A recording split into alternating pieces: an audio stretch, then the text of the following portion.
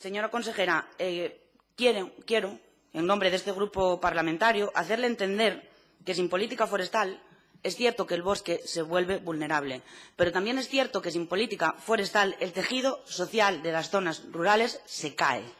Que desde el inicio de la legislatura este grupo parlamentario advirtió que la dejadez en la política forestal de este Gobierno iba a traer las consecuencias que al final vimos en diciembre.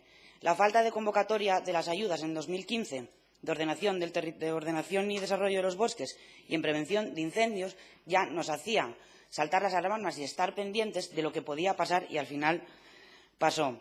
Hace 4 años que fue el incendio del Valledor, y en enero todavía veíamos un reportaje en la prensa que se titulaba El monte, entre pirómenos peligrosos y políticas forestales inútiles. El fuego arrasa, el olvido calcina.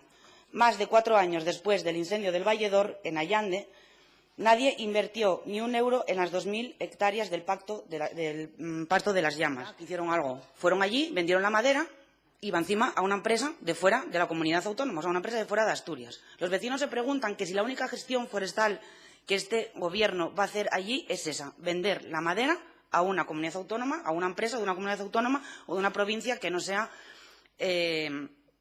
Asturias. Era el trabajo de generaciones y generaciones de la zona del Valledor y no ha repercutido ni un euro de esa madera en esa zona. Lo que este grupo parlamentario se pregunta si ustedes, el Gobierno, ha introducido otras especies forestales con mayor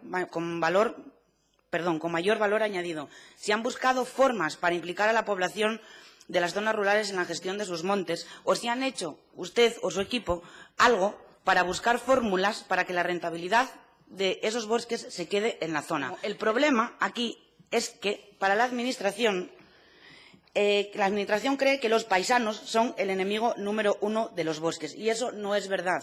Izquierda Unida también cree que eso no es verdad. La única manera de salvar el medio rural asturiano y de salvar el medio forestal que tenemos es implicando a los vecinos y al paisano y a la paisana de la zona. O actúan o pasarán a la historia este Gobierno, con usted al frente de la consejería, como ser el Gobierno del despoblamiento.